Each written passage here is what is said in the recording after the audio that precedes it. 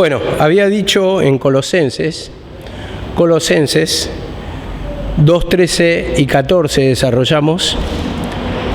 Ahora falta el 15, habíamos leído todo el contenido porque uno va enganchado del otro. Y dice, lo voy a leer todo y vamos a desarrollar el 15. Dice así: y a vosotros, estando muertos en pecados y en la incircuncisión de vuestra carne, os dio vida juntamente con Él, perdonándoos todos los pecados, anulando el acta de decretos que había contra nosotros, que nos era contraria, quitándola de en medio y clavándola en la cruz. Y el 15 dice así: y despojando a los principados y a las potestades, los exhibió públicamente, triunfando sobre ellos en la cruz. Vemos que ayer habíamos tocado, primeramente en el 13, que habla de la condición de los gentiles. Habíamos dado el versículo que ya de ambos pueblos hizo uno. Y la condición era que ellos no tenían las promesas de Dios, no estaban contados como pueblo, pero en la crucifixión de Jesucristo se efectuó esa unión. Derribó la pared intermedia, dice, y fueron participantes de las promesas. Por lo tanto, tiene salvación todo el que tiene arrepentimiento de pecados. ¿Para qué? Para que reciba la liberación, la salvación, y por lo tanto esa promesa que estaba con los judíos, ellos también la recibían. Después pasamos al 14, cuando decía, anulando el acta de decretos que había contra nosotros, que nos era contraria, quitándola de en medio y clavándola en la cruz. Bueno, habíamos explicado que tanto judíos como gentiles, el acta de decreto, o sea, la ley de Dios, era contraria. ¿Por qué? Porque solamente la ley lo que mostraba era el pecado. Pero entendíamos que el Señor, al triunfar en la cruz del Calvario y hacer participante a todos a través del perdón de pecados, nosotros participamos de su sacrificio, y como en su sacrificio hubo la victoria, entonces nos liberta a todo el pecado y todas las actas que son contrarias. Cuando nosotros nos arrepentimos, se cumple la destrucción de eso, ¿no? Y se cumple en la cruz, porque mostraba la figura de la cruz, pero también dice en Gálatas 5:22 que los frutos del Espíritu son gozo, paz, alegría, paciencia, benignidad, y empieza a nombrar toda una serie de esencia o naturaleza de Dios, y dice, contra tales cosas no hay ley. Entonces el acta de decreto no puede hacer nada contra lo que es la naturaleza de Dios. Y ahora vamos a tocar en el 2.15, cuando dice, despojando a los principales, a los principados y potestades, los exhibió públicamente, triunfando sobre ellos en la cruz. Y vemos acá como dice, principado y potestades, tenemos que entender que es el poder satánico. Y cuando a nosotros nos toma el poder satánico, nos tenemos que humillar para que el Señor lo destruya. O sea, cuando digo humillar, digo tomar la cruz, creer en que su sacrificio fue destruido ese pecado. Pero acá cuando dice despojando a los principados y potestades, despojando, o sea que le quitó, le sacó la autoridad, le sacó el poder a Satanás en la cruz del Calvario. Y si nosotros creemos eso y tenemos fe en Jesucristo, en su palabra, como dice la palabra, triunfó y los exhibió públicamente. Si creemos que triunfó, entonces el Señor lo va a hacer, pero para eso tenemos que arrepentirnos, ¿no? Porque nuestra naturaleza es la incredulidad. Y como dice, triunfando sobre ellos en la cruz. ¿Y qué está enseñando acá? Que de la única manera que triunfó Jesucristo, lo muestra tan claramente, es tomando la cruz. Así también cuando yo me humillo, cuando yo pido perdón, cuando yo confieso el pecado, estoy crucificando mi vieja esencia y por lo tanto estoy triunfando sobre ello. Estoy clavando el pecado, estoy destruyendo el viejo hombre. Y acá dice, los exhibió públicamente. Y siempre enseñamos esa parte, exhibir públicamente, ¿qué es? Vemos que la costumbre romana, cuando entraban después de una batalla y eran vencedores los romanos, ¿qué hacían?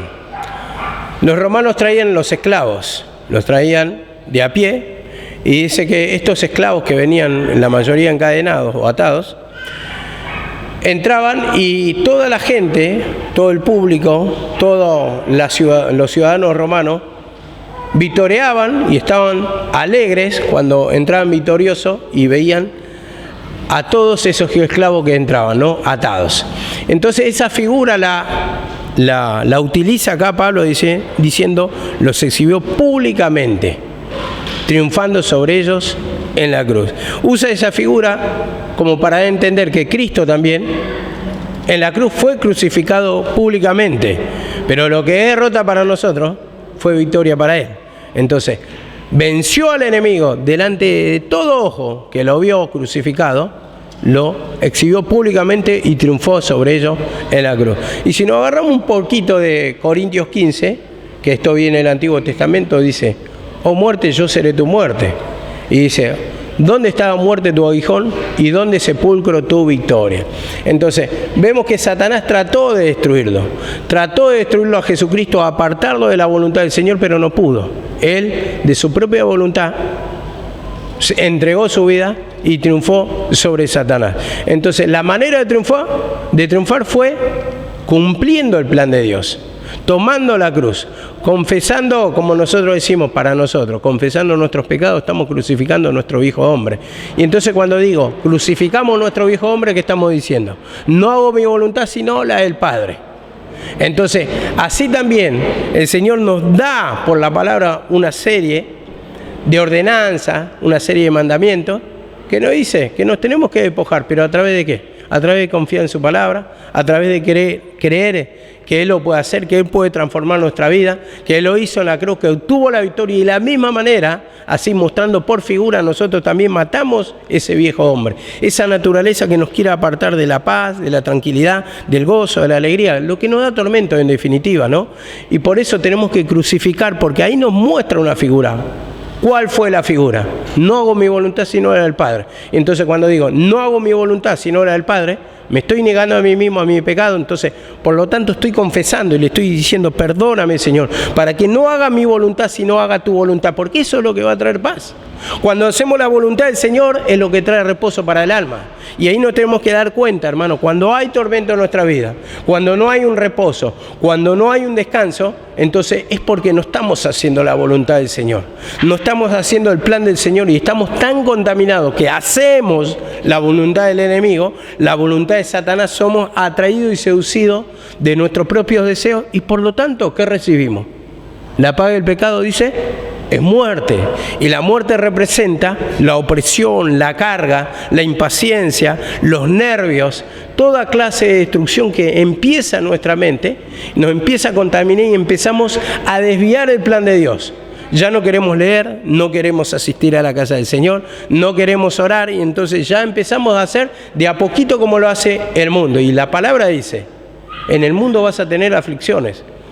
Y dice también, confiad en mí, yo he vencido al mundo, confíen en mi palabra, confíen en la manera que yo lo hice, que es haciendo la voluntad del Padre, van a hallar reposo. Dice también la palabra, tomad mi yugo, dice, que cumplí mi plan, eso está diciendo, y hallaréis reposo para vuestras almas. Y eso es lo que explica ahí de la cruz, ¿no? Y esto me lleva a 1 Corintios 15, 24. 1 Corintios 15, 24, dice así la palabra. Desde el 22 vamos a leerlo. Dice, porque así como en Adán todos mueren, también en Cristo todos serán vivificados. O sea, van a recibir liberación, salvación, vida nueva. Eso que hablamos tanto de los frutos espirituales, tranquilidad, unión, amor fraternal, todo eso van a recibir. Y dice acá la palabra, pero cada uno en su debido orden.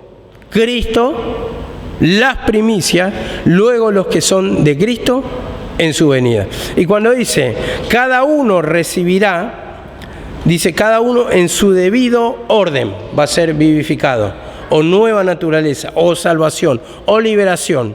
Y cuando dice, primeramente, ¿quién resucitó? ¿Quién fue el primogénito de entre los muertos? Jesucristo, dice, ¿no? Primero Cristo, dice acá. Después las primicias. ¿Qué eran las primicias? Las primicias eran los que murieron esperando lo prometido. Los que estaban en el paraíso, como enseñaba siempre mi mamá. Entonces, estos recibieron salvación porque estaban en el seno de Abraham. O sea, murieron en cuanto a la fe, de recibir algún día un libertador que le iba a dar la salvación. Esa era la promesa. Entonces, esto eran las primicias, los que murieron antes de la crucifixión. Y después dice, luego los que son de Cristo. O sea, vivificados, luego los que son de Cristo, los que creen en Cristo van a recibir liberación. Los que son de Cristo en su venida. ¿Y la venida qué habla? La venida habla de la resurrección. Resurrección. Dice, luego los que son de Cristo. Entonces, esto nos lleva a 1 Tesalonicenses 4:13, cuando dice la palabra, nosotros no precederemos a los que durmieron, dice. Porque primero van a resucitar ellos y luego nosotros los que hemos quedado. Entonces, el que acepta a Jesucristo como Salvador y está en vida, en ese tiempo recibe la liberación o la salvación en su resurrección. Entonces lo entendemos así, y esto dice acá la palabra 15:24, que es el que quiero tocar. Luego el fin, ¿y el fin cuál es? Luego el fin, y en otra versión dice acá la palabra, entonces vendrá el fin, que habla del fin de los tiempos, en los postreros tiempos. El último tiempo, el fin, está diciendo, el fin de ese tiempo, el fin del reinado de Satanás. Y dice, cuando Él entregue el reino, dice, al Dios y Padre, después de que haya abolido todo dominio y toda autoridad y todo poder. Vemos acá la palabra. Después dice, luego de que entregue. ¿Y quién le tuvo la autoridad para entregar al reino? Vemos que Jesucristo dice, entregue el reino al Dios Padre después de que haya abolido todo dominio, que se haya terminado todo dominio y toda autoridad y todo poder. Entonces esto es lo que nos lleva a entender acá que despojó a todo principado y a toda potestad, o sea, los exhibió públicamente, o sea, le sacó el poder, y como dice acá la palabra, después que haya abolido el dominio y toda autoridad y todo poder, o sea, le saca el poder a Satanás, destruye el poder de Satanás, y nuestra mente es libertada. Nuestra mente es libertada a través que creemos en la palabra. Si tenemos fe, entonces, si tenemos confianza, si nos humillamos, si le entregamos nuestra mente a Cristo, nuestros pensamientos, si toma la palabra y le combatimos en nuestra mente contra Satanás, entonces ese dominio, ese poder va a caer y va a ser destruido. Entonces ahí vamos a tener la mente de Cristo, como dice la palabra. Va a empezar a tener uno tranquilidad, paz, gozo, alegría, liberación. Y eso es lo que nos quiere llevar a experimentar, según la palabra. Y en Juan 12:31, vamos a leer Juan 12:31, y es lo que muchas veces no entendemos. Muchas veces no entendemos. ¿Y por qué buscamos en el mundo? Porque no creemos que la palabra puede resolver, que puede dar paz. Entonces, ¿lo resolvemos con qué? Lo resolvemos con salida, lo resolvemos con viaje, vamos a comer a McDonald's, estamos con los afectos y un montón de cosas que pensamos que allí vamos a hallar la felicidad. Ahora yo no quiero decirles con esto que no puedan salir al McDonald's con su familia, pero no es un motivo que te va a dar felicidad. Es un motivo de salida para estar con los hijos, para disfrutar ese tiempo, pero tampoco vamos a hallar el reposo de nuestra alma. El reposo de nuestra alma viene por sentir la presencia del Señor. Entonces dice acá la palabra, 12:31 de Juan, y lo leemos desde el 28. Dice así la palabra: Padre, glorifica tu nombre. Entonces vino una voz del cielo, lo he glorificado y lo glorificaré otra vez. Y la multitud que estaba allí y había oído la voz, decía que había sido un trueno. Otros decían, un ángel le ha hablado. Respondió Jesús y dijo, no ha venido esta voz por causa mía, sino por causa de vosotros, por causa de ustedes. Ahora es el juicio de este mundo. Ahora está diciendo, es el juicio de este mundo. Ahora el príncipe de este mundo será echado fuera. ¿Cuándo lo dijo? Antes de morir. Un tiempito antes, dice, ya está preparado el tiempo. Ahora está diciendo, no está diciendo 2000 años después, como muchos creen. Dice acá, el juicio, dice, es el juicio de este mundo y ahora el príncipe de este mundo será echado fuera. Dando a entender, hermano, que se produjo en la cruz. Y acá lo confirma abajo, 12:32, dice así. Y yo, si fuere levantado de la tierra, habla de su resurrección. Si yo fuere levantado de la tierra, a todos atraeré a mí mismo. A todos atraeré a mí mismo, dice. Y si yo fuere levantado. Entonces, ¿qué está diciendo cuando levantado la tierra? Está hablando de la resurrección. Voy a traer a todos, los voy a llevar a todos a donde estoy yo. Dice, iré y os prepararé morada. Para donde estoy yo, vosotros también estéis. Entonces, a la misma presencia de Dios, el Señor está a la diestra, como dice, está en la presencia de Dios, entonces también nosotros vamos a estar en la misma presencia de Dios. Y esto lo está hablando en sentirlo en el alma, en el descanso, en la paz. Entonces, si yo me humillo, si yo creo a su palabra, si yo pido perdón, si yo cumplo el plan de Dios, ¿qué voy a tener? Voy a tener ese reposo. Y eso se cumplió justamente en la cruz. Y dice en el 33, 12:33. Y esto decía dando a entender con qué o de qué muerte iba a morir. ¿Dice 2000 años después? No, lo despojó en ese tiempo. Ha venido, dice, el juicio a este mundo. Entonces muchos interpretan, dicen así, no, todavía no se ve que se le sujetó todo. Entonces, dentro de 2000 años, o sea, en su segunda venida, como lo interpreta, se le van a sujetar todo, van a estar todos mansitos, los los leones, las ovejas que van a pastar juntos, y lo explican toda una parte de una manera natural, no entendiendo que en ese reino de Dios es algo espiritual y que lo sujeta el Señor a través de la cruz. O sea, cuando yo tomo la cruz, estoy en el reino de Dios, yo no voy a sentir perturbación, yo no voy a sentir dolor, yo no voy a sentir desesperación, yo no voy a sentir inquietud, yo no voy a sentir tormento, porque ¿a dónde está mi alma? Mi alma está con el Creador. Y cuando está con el Creador, está en reposo. Y eso es lo que nos quiere hacer entender, dice. Y decía, dando a entender con qué muerte iba a morir. Entonces está diciendo todo ahí. Que en la cruz se produjo el despojo de esa potestad, o sea, le sacó toda autoridad, todo dominio, le sacó su armamento. Vamos a entender esto. Cuando había un combate entre dos ejércitos enemigos, había un vencedor. El vencedor, muchas veces en el día, o a veces si duraba mucho la batalla, volvía al otro día y despojaba al enemigo de todos sus armamentos, todo lo que tenía.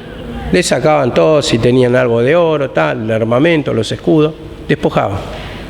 Entonces le sacaba todo el armamento. Y esto, o sea, la gente que estaba muerta, a los soldados que estaban tirados de enemigos. Y esto nos da a entender también que el Señor, de la misma manera, dice, despojando a los principados y a la autoridad. Le sacó todo el armamento, las tretas de Satanás, en la cruz del Calvario. Entonces nosotros, cuando nos humillamos, ¿qué hacemos? Tenemos la mente de Cristo. No ignoramos las maquinaciones del enemigo, dice, porque tenemos entendimiento de la palabra. ¿Y qué tenemos que hacer? Despojarnos, pedir perdón, Señor. No creo en tu palabra. Mirá, la palabra dice que vos despojaste a todas las autoridades satánicas, pero sin embargo, mi mente está atormentada. No estoy creyendo, no se cumple en mí la palabra. ¿Por qué? Porque no estoy en tu reino, no estoy en tu presencia. Y entonces nuestra alma, ahí cuando confesamos el pecado, va a empezar a reposar, a tener ese descanso, como lo dice acá. Mientras no hay descanso en mi alma, mi mente está en el mundo. Y en el mundo voy a tener aflicción, en el mundo voy a tener tormento, en el mundo, como dice la palabra del Señor, es una llama que no se apaga. El que es lanzado en el infierno, el que queda en el infierno. Infierno, ¿qué damos a entender? Fuera de la presencia del Señor. Mientras vos estés con Satanás y no haya arrepentimiento, tu alma está condenada. Tormento, tormento, tormento, inquietud, tormento, vacío, tormento, nerviosismo, angustia. Así está tu alma. Y no se apaga si no hay arrepentimiento. Porque eso está justamente como dice la palabra, para Satanás y sus ángeles. Y nosotros cuando no nos humillamos somos mensajeros de Satanás. Y por lo tanto también la condenación en nuestra mente, un vacío de Dios, una falta de descanso, una falta de paz. Y esto nos quiere entender cómo el Señor ya lo hizo, pero no se hace vida a mí. ¿Por qué? Porque no me estoy humillando, no estoy confiando en la palabra. tengo incredulidad, Señor, perdóname, para que yo pueda hacer tu plan, para que me pueda despojar, Señor, para que pueda pedirte perdón, Señor, para que pueda sentir tu presencia, Señor, para que pueda sentir descanso, para que pueda orar, para que pueda escuchar la palabra, porque no se puede mantener delante de tu presencia. Si los mismos discípulos, siendo Jesús, el Señor, dijeron que el Señor le dice, no pudieron orar ni siquiera una hora conmigo. Y era Jesús. Era Jesús. Imagínate cuando no podés ni prestar atención ni siquiera 5 minutos. ¿Cómo va a ser libre si dice la palabra, conoceréis la verdad y la verdad os libertará? Y si te habla y no podés escuchar, no vas a poder ser libertado nunca, porque por la palabra vamos a ser libres, porque la palabra dice que es como un martillo, que golpea hasta quebrantar esa dureza, hasta sentir la presencia del Señor, y necesita golpear, pero para eso necesitamos escuchar, para eso necesitamos congregarnos, para eso necesitamos escudriñar, para eso necesitamos humillarnos para poder escuchar la voz de Dios. No puedo escuchar, Señor. No puedo sentir tu presencia. Y eso es lo que nos indica la palabra. Hebreos 2:14. Hebreos 2:14. Dice así la palabra. Así que, por cuanto los hijos participaron de carne y sangre, Él también participó de lo mismo, para destruir por medio de la muerte al que tenía el imperio de la muerte, esto es, al diablo. ¿Qué está diciendo acá la palabra? Por cuanto los hijos participaron de carne y sangre. Da a entender que la humanidad tenía un cuerpo mortal y era tentado y tenía deseos, pero como dice acá la palabra, también Él participó de lo mismo. Él vino, tomó un cuerpo de hombre, ¿no? Y esto lo dice en Filipenses 2:5 en adelante, que se hizo semejante a los hombres, tomando el cuerpo, ¿no? Y sufrió muerte y muerte de cruz. Bueno, y acá dice, para destruir por medio de la muerte, por medio de la crucifixión, por medio de su sacrificio, al que tenía el imperio de la muerte, esto es, al diablo. El imperio de la muerte, o sea, era dueño, era un imperio, era una fuerza, el diablo, pero dice, lo destruyó por medio de su muerte.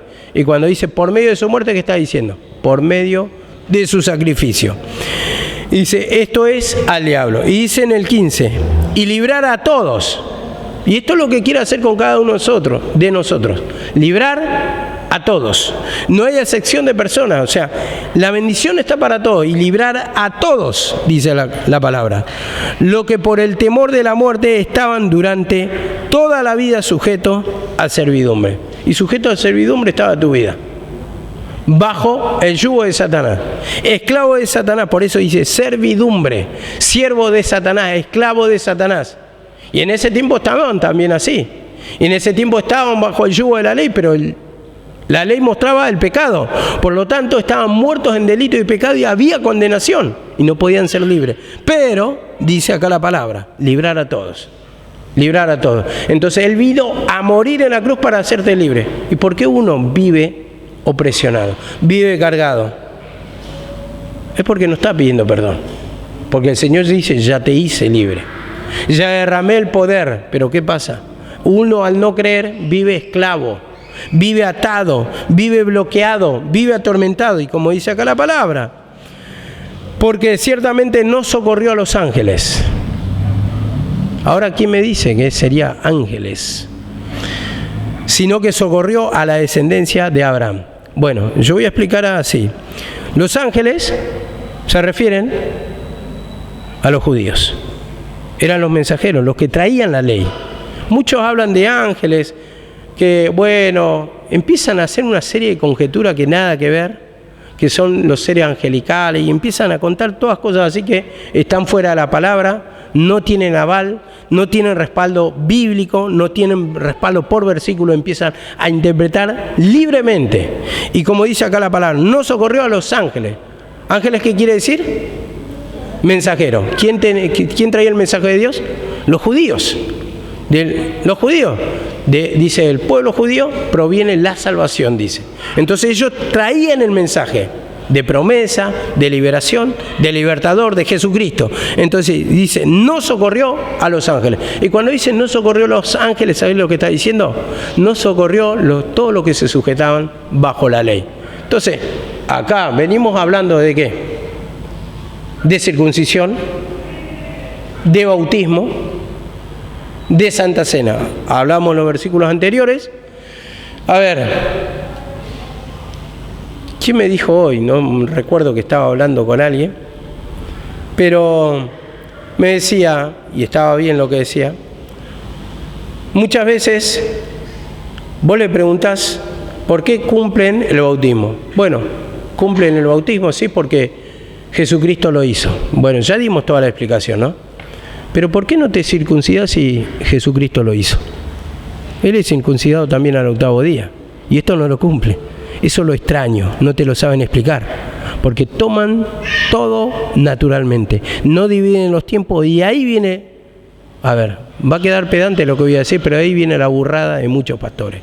No saben interpretar, no estudian la palabra, y entonces caen en esos errores, dicen cualquier cosa. Mezclan todos los tiempos. Y siempre decimos, ¿el nuevo tiempo cuándo fue? A partir de la resurrección, ¿no? Jesucristo, ¿por qué cumplió? Porque Él nació bajo la ley.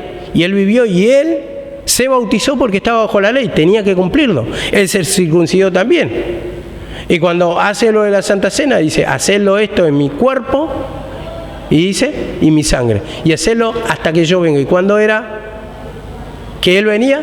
En su resurrección. Y lo explicamos ayer. Apocalipsis 1:7, cuando decía, en la nube se vendrá. Y como decía, en Hechos 1:5 dice, ¿qué hacéis varones mirando hacia el cielo? Porque este que se fue así, ¿cómo se fue? Dice, vendrá. Y eso lo llevamos a la figura de Marcos, que era la transfiguración, que estaba Elías y Moisés, y que se escondió en una nube, fue escondido Jesucristo. Y desapareció. Entonces, tal como se escondió en la nube, también va a venir de la misma manera en las nubes. Y esa nube representa la presencia de Dios. Y eso lo llevamos a Éxodo 14, cuando decía que la presencia del Señor, ¿cómo se manifestaba con el pueblo en el desierto? Dice que de día era nube para guiarnos, nube, y de noche lumbrera. Entonces está toda la explicación, hermano.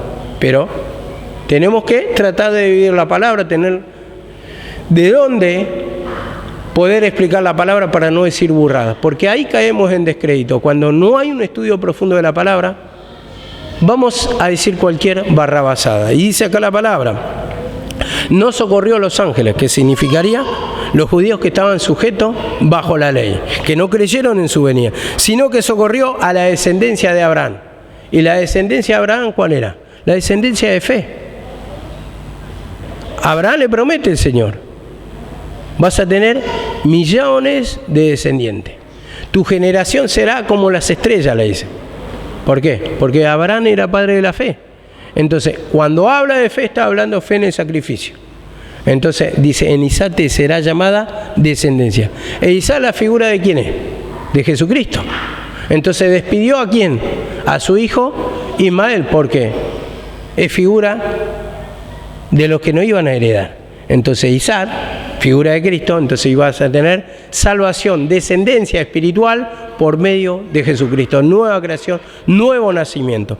Y dice acá la palabra, en el 2:17, por lo tanto, debía ser en todo semejante a sus hermanos, dice, para venir a ser misericordioso, fiel sumo sacerdote. Entonces, en todo semejante a las personas comunes, ¿no? Judíos, que tenían, como dice en una explicación natural, carne y hueso, humanamente. Él vino y se hizo humano, eso está diciendo. Para expiar los pecados del pueblo, dice. Para expiar, o sea, limpiar los pecados del pueblo. Y dice, pues en cuanto él mismo padeció siendo tentado, dice, él mismo padeció siendo tentado. Y esa tentación, ¿dónde la llevamos? Mateo 4:8, que dice que él se fue al desierto, él tuvo hambre, entonces el diablo lo empezó a tentar. Si eres hijo de Dios, di que estas piedras se conviertan en pan. Y dice que él tenía hambre, por eso lo tentó Satanás. Entonces vemos que tenía un cuerpo humano y tenía dificultades humanas en ese momento, aunque era Dios. era hijo de Dios, pero dice, es poderoso para socorrer a los que son tentados. ¿Por qué? Porque comprende tu estado, comprende la tentación, sabe lo que estás pasando y el Señor quiere socorrernos, nos quiere libertar. Y esto me lleva, para tener esta aplicación también, en Hebreos 4:15. Hebreos 4:15, dice así la palabra, porque no tenemos un sumo sacerdote que no pueda compadecerse de nuestras debilidades, sino que uno que fue tentado en todo, según nuestra semejanza. Humanamente fue tentado en todo, pero sin pecado, lo aclara. Él no tenía pecado, pero lo tentó, el enemigo le hizo padecer. El enemigo, cuando habla figuradamente, tenía hambre y tenía hambre. Pero el Señor le dice, escrito está, no solo de pan vivirá el hombre. Y así le va respondiendo por la palabra, y ahí estaba el sustento de su alma. Ahí está el sustento para nosotros. Cuando somos tentados por el enemigo y viene nuestra necesidad, ¿qué tenemos que hacer? Escrito está, sustentado por la palabra, Señor. La palabra dice que tú tienes poder para libertarme, que tú me puedes dar paz. La palabra dice, mis pasos dejo, mis pasos doy, no como el mundo la da. Señor, necesito esa paz. Entonces ahí está la palabra presente ahí. Como la palabra es vida y espíritu, si uno se humilla, entonces va a empezar a transformar nuestra vida. Vamos a empezar a experimentar la paz. Dice en Filipenses 3, la paz de Dios, que sobrepasa todo entendimiento, gobierne vuestros corazones.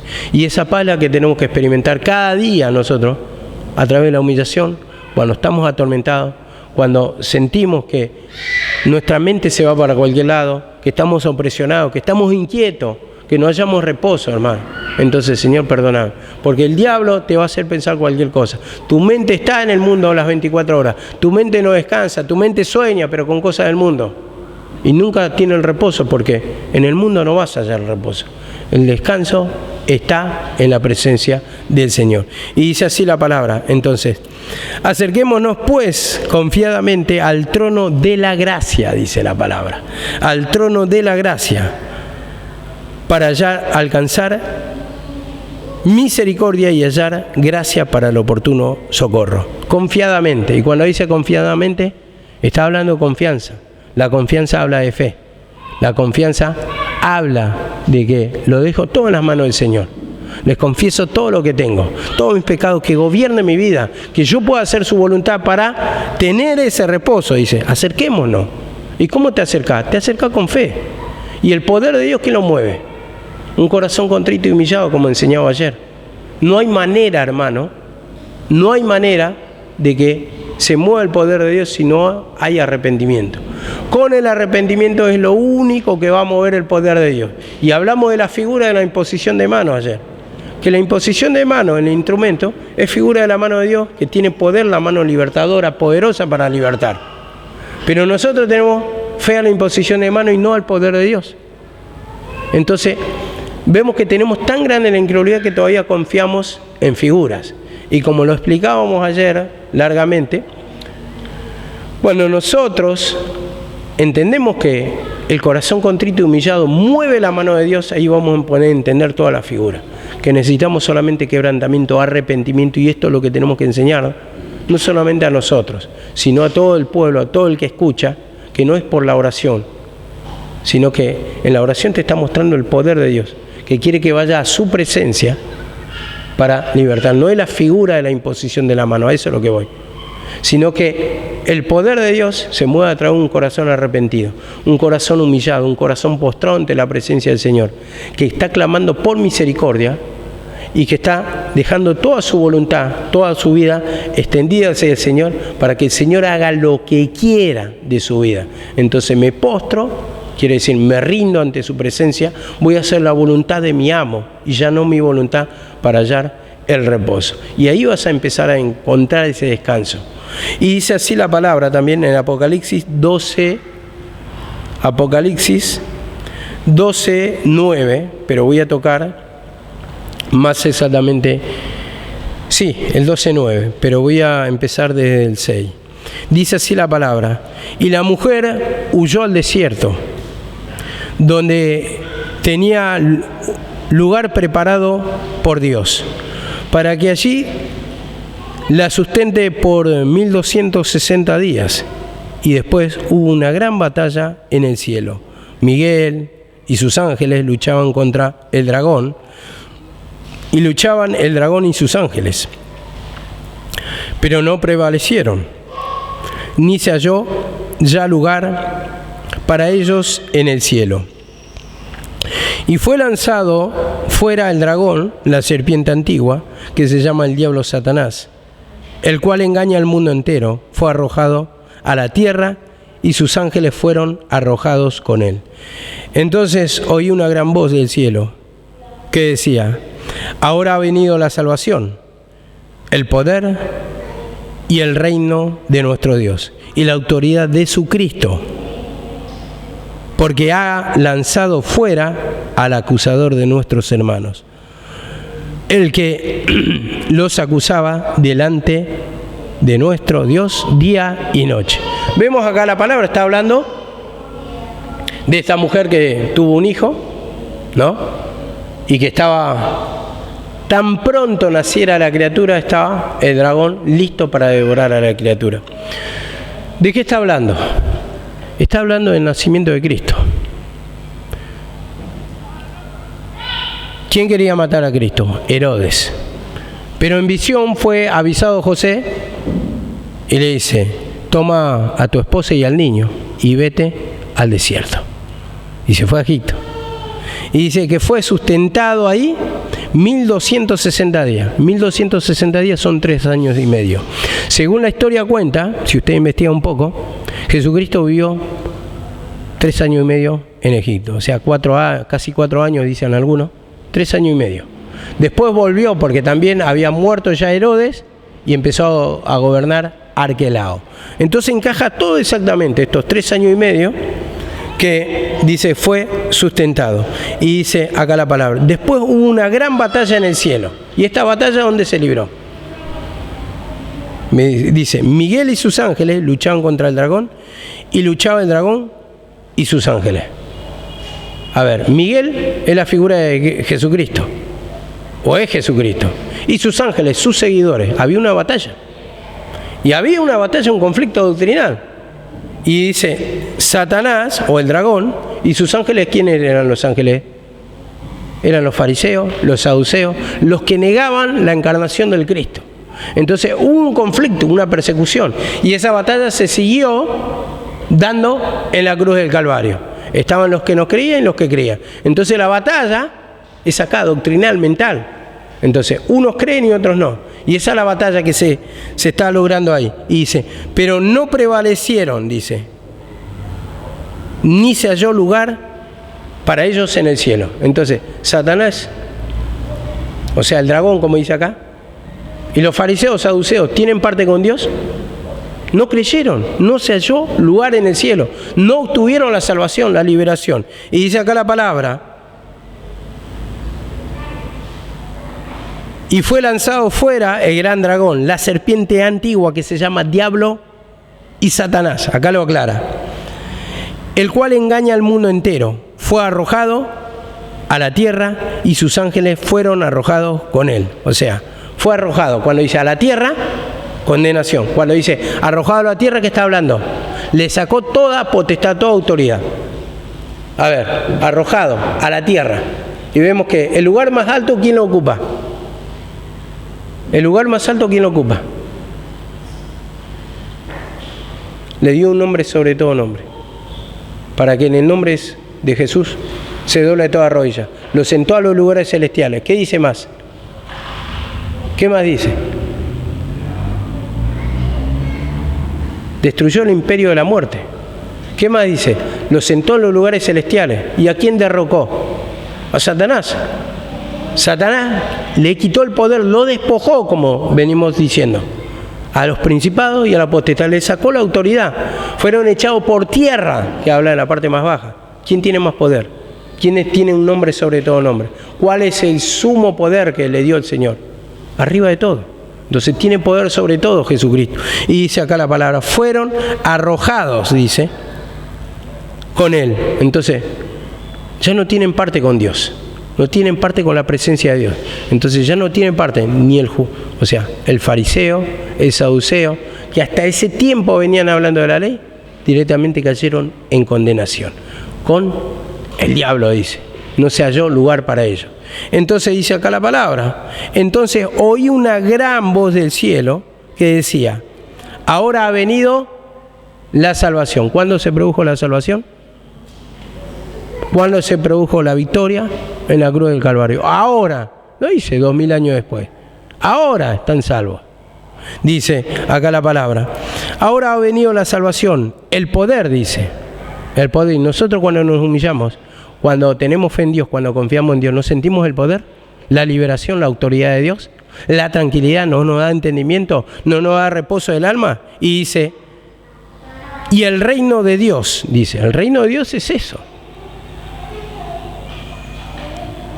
¿Ustedes qué creen que dice? El reino de Dios no consiste en comida y en bebida. No se trata del tiempo de la ley, no se trata de rito, no se trata de eso. El reino de Dios es justicia y paz, y eso es lo que nos trae tranquilidad, justifica nuestra vida, llevamos una vida recta y nos trae tranquilidad, reposo. Y dice acá la palabra, y la autoridad de su Cristo, dice la palabra. Y la autoridad de su Cristo, por eso dijo, despojó, derribó, derrocó al dictador Satanás, lo sacó del reinado, y como dice acá la palabra, y la autoridad de su Cristo. Entonces, entra con la autoridad ahora Jesucristo, entra con la autoridad el Mesías, un nuevo tiempo. Y dice acá la palabra, porque ha sido lanzado fuera el acusador, lo derrocó. Entonces, esto nos va a entender, hermano, que cuando dice que triunfó en la cruz y los exhibió públicamente y lo despojó a todas las autoridades de Satanás, ya está destruido. Pero nosotros también, de igual manera, tenemos que creer para proceder de la misma manera. Hago la voluntad del Padre, me someto a la palabra, dice, Él hace mejor de lo que podemos o entendemos. ¿Y por qué queremos buscar en el mundo el reposo? ¿Por qué nos alejamos de la presencia del Señor? ¿Por qué muchas veces no queremos orar, no queremos reconocer nuestro pecado, no queremos escuchar la voz de Dios, no queremos entrar en comunión con Dios? ¿Por qué buscas en el mundo la aflicción? Uno lo busca con vicio, otro con baile, otro con una vida apartada, totalmente ajena del Señor, mirando televisión horas y horas, con celulares, con toda clase de contaminaciones. Piensa que allí va a tener reposo. No, el reposo está en el Señor. Y vamos a obtener esa autoridad solamente a través de creer. Él lo hizo, perdóname, Señor. No creo a tu palabra, por eso no tengo reposo en mi alma. Necesito de tu descanso, necesito de tu reposo. Y solamente allí vamos a poder, haciendo la voluntad del Señor, que es leyendo la palabra, arrepentimiento, corazón contrito y humillado, para poder mover el poder de Dios, es lo que nos va a dar reposo. Porque no quiere sacrificio que yo lo haría, un esfuerzo humano, un cumplir la ley. Decía ayer en Hebreo, dice, del holocausto y de los sacrificios, dice, no te agradaron. ¿Y qué le agradó? El sacrificio de Cristo. Entonces ahí está el reposo para nuestra alma, nuestro descanso, nuestra paz. No cumpliendo ritos de la ley, sino que venimos hablando de esto, sino solamente con un corazón quebrantado. Y veíamos ayer, con esto terminamos. ¿Para quién eran la ley? Para los judíos. ¿Qué decía en Romanos 3:19?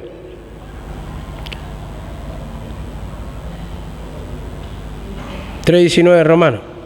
Porque la ley es para los que están sujetos bajo la ley. ¿Y quiénes están sujetos bajo la ley? Eran los judíos. ¿Gentiles tenemos parte con la ley? No. ¿Qué dice Hechos 21:21?